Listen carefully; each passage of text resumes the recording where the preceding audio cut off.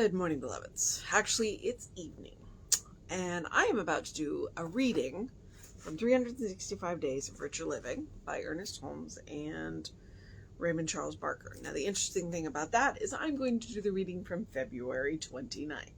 Now, why, you ask, am I doing that? Because there was not a February 29th in 2022.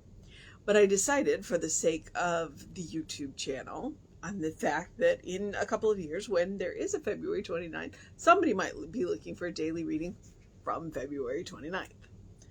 That's what I'm going to do. And the interesting thing is the title today is, for February 29th, is There Are No Accidents. There is only the eternal protection of God.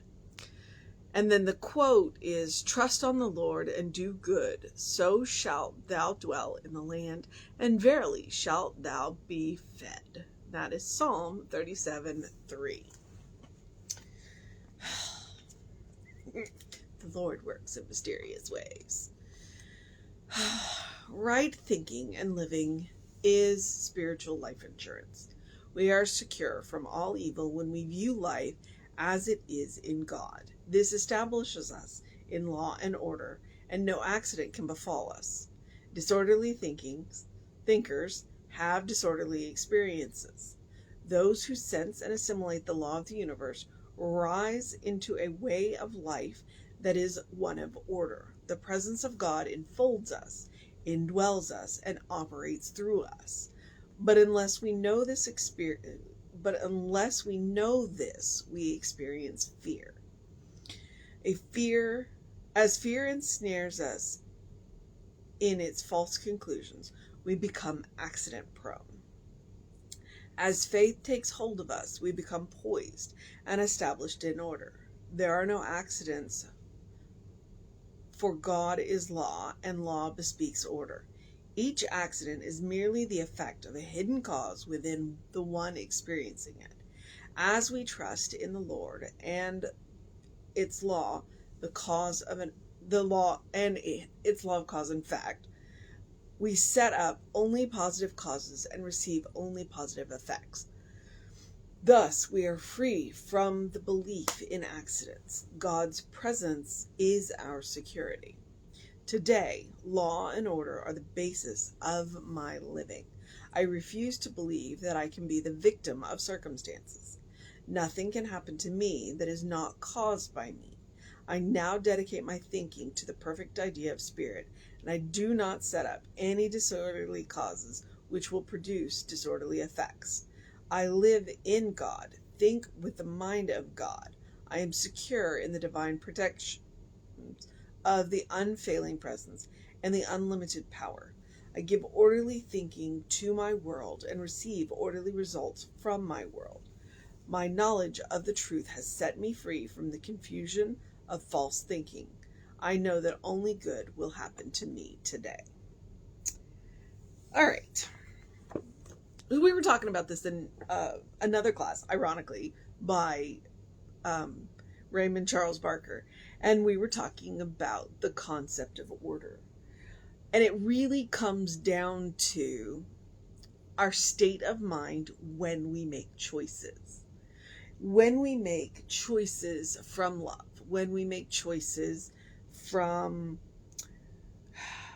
serenity, from peace, we make orderly choices. We make calm choices. We do what I like to call responding. When we make choices from a place of fear, when we make choices from a place of anger, that has a caveat on it. When we make choices from disorder, then we make interesting choices, and they can result in interesting experiences. Or as a friend of mine who is a therapist says, in non-preferred experiences. Now, I will say that sometimes accidents will happen because of, and I'm going to use the word entanglement. All right. Sometimes because we are in a relationship with someone, probably somebody who is of disordered thinking, they make an interesting choice that then affects us, and accidents happen. Because when we make choices in fear, we're generally reacting. When we make choices in love, we are responding.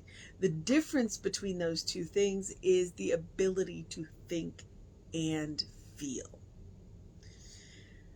So, if we want to live this life where there are no accidents, then we need to get really clear on who we are and who our source is, and know that we are beloved children of an eternal God who is orderly, of which there is a law that always responds and always says yes and does not judge. And the interesting thing about not judging is it means that we can ask for things that we don't really want and we will get them. And then we wonder why our life is messy. So, and that comes from that disorderly thinking that they're talking about in here. So, let me work back through it and let's see if we missed anything. So the title is There Are No Accidents. Okay, and remember I said that word about entanglements? Because I don't want you to blame yourself when strange things, bad things, non-preferred things happen, because they happen out of entanglement. Because we're entangled.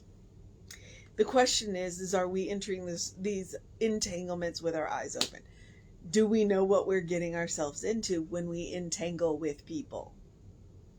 Okay? It's worth noting. Okay, so there are no accidents. There's only the eternal protection of God.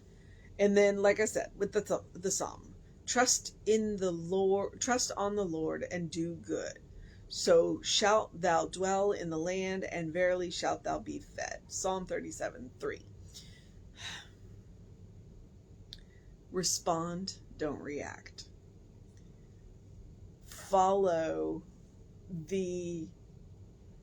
Understand how the law works, and you'll get what you need every time.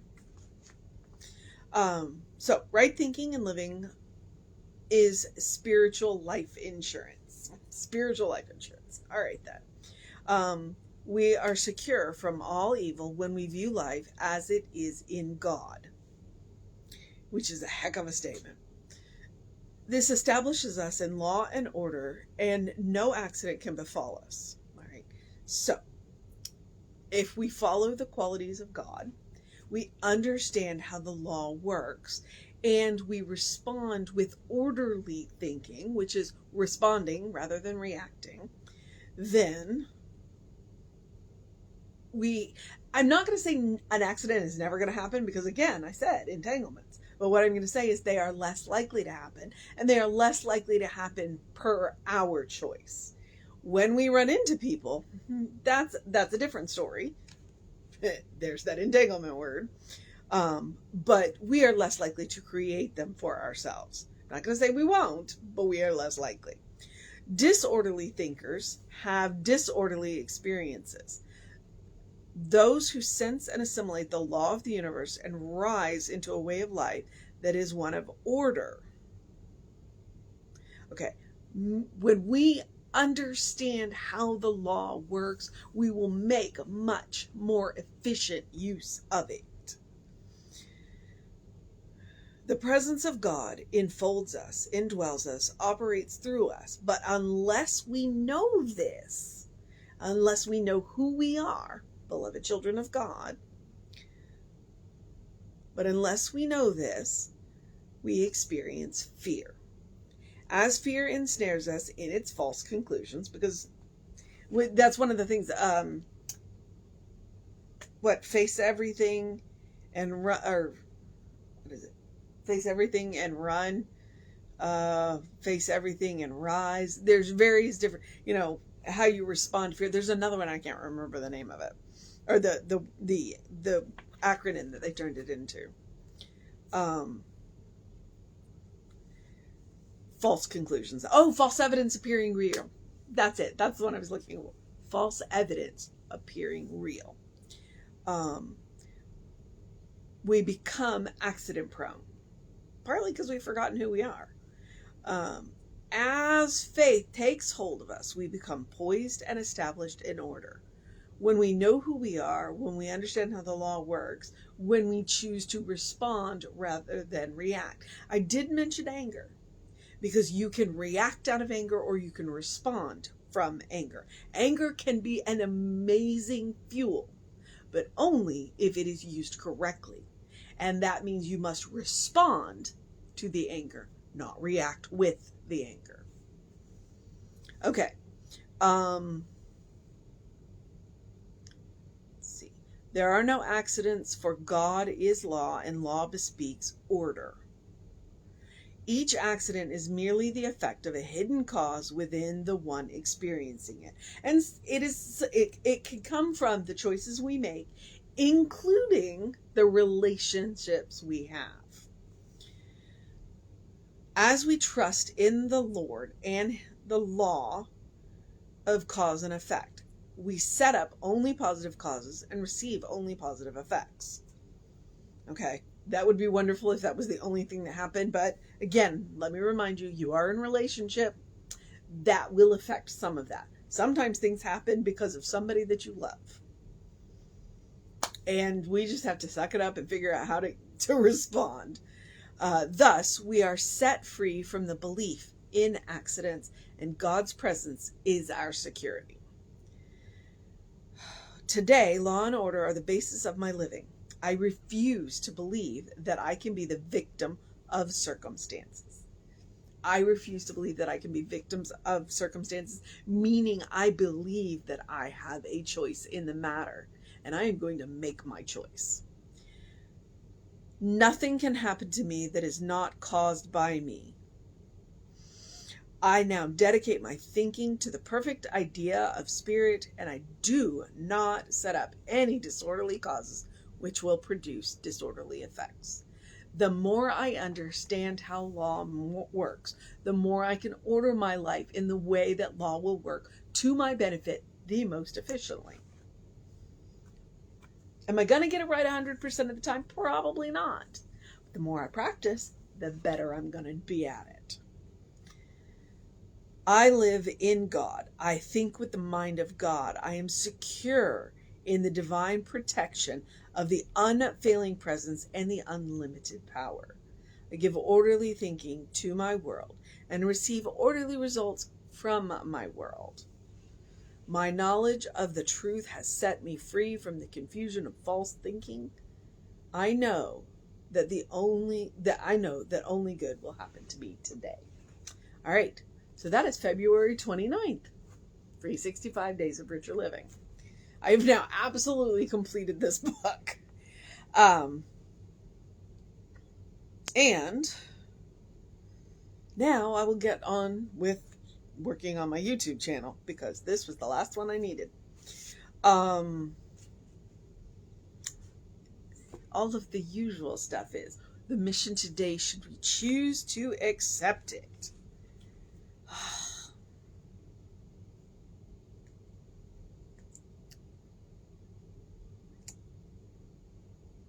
I think I will choose this one.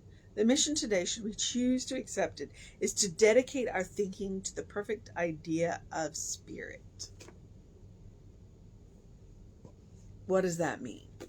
It means knowing who we are, understanding how the law works, and making the most efficient use of the law. All right, so that's that. I'm also going to do the same thing that I always do, which is to suggest that you do something loving for yourself, do something kind for yourself, do something compassionate for yourself, whatever that looks like. Tomorrow is my night off, meaning I have no responsibilities tomorrow after I get off of work. And so, yay, this is the loving, kind, compassionate thing for me by doing this tonight. It's a little later than I like to admit, so that I can so I can have the night off tomorrow. I don't have to talk. We'll see. I also think that doing loving, kind, compassionate things for ourselves is about making sure that we fully enjoy a moment. We engage all 5 of our senses and fully engage the moment. So you have 2 choices. And if you want to do both, that's great. Do that too. Which is to take care of things, i.e., I like to say take 3 deep breaths before you speak, because that allows you a chance to respond rather than react, especially when we're dealing with anger. Because I mentioned it earlier, anger is an amazing fuel, but it can also burn.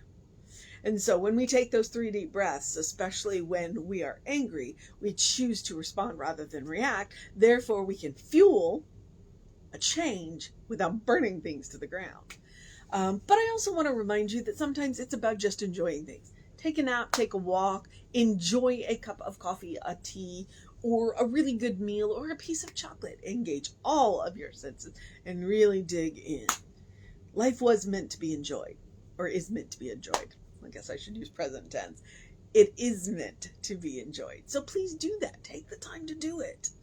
And I say that because you deserve your own love. You deserve your own kindness. You deserve your own compassion. You're a beloved child of God. All right. So you have your mission. You have your spiritual practice. I always encourage you to do something to engage your mind and your body. I encourage you to drink plenty of water. I know February, it's traditionally a little cool. So, but still drink plenty of water. When the heat's running all the time, you can get dehydrated too. So not just during the summers here. Drink plenty of water. Hydration is important. And get early morning or early in your daylight. Early in your daylight, reset those hormones. You'll feel better. Trust me. It's science. And as always, I remind you, open the windows of your soul. Allow the breath of heaven to remind you do live in heaven right here, right now. And by knowing the law, it makes it easier to create that heaven. It's a state of mind. It's a state of consciousness. So, best thing to do is take Emma's advice, look for the good and praise it. All right, beloveds. There are many other things that I usually say, i.e., if you want to know what's going on at Creative Life Spiritual Center, then please email info@creativelife.org. Get on that constant contact. I say follow us on the social medias. We are Creative Life Spiritual Center, Creative Life Spark. If you're watching this on Facebook, then you're watching it on the Running Rev page. You already know who we are, who I am. And that I'm associated with Creative Life Spiritual Center. So, and then I will remind you to have a great day, an amazing day, a wondrous day, a fantastic day, an enchanting day, a magical day. Hey, yay, I'm done with the book day. It means I get to choose a new book day. Although if you're watching this, I still have one more month, I think, in fact, because I started in March, so there's still March to go. So you don't get the new book yet. You got another month to go in this one, but I'm done with it. All right. I would like to go to bed, so I'm going to take care of myself, tell you that you are going to have a good day. And if that is too much pressure, simply have a day, because you are enough just as you are. You are a beloved child of God, in whom God is well pleased always and forever. All right, beloveds. Take care of yourself. Know that you are loved, and I will see you next time.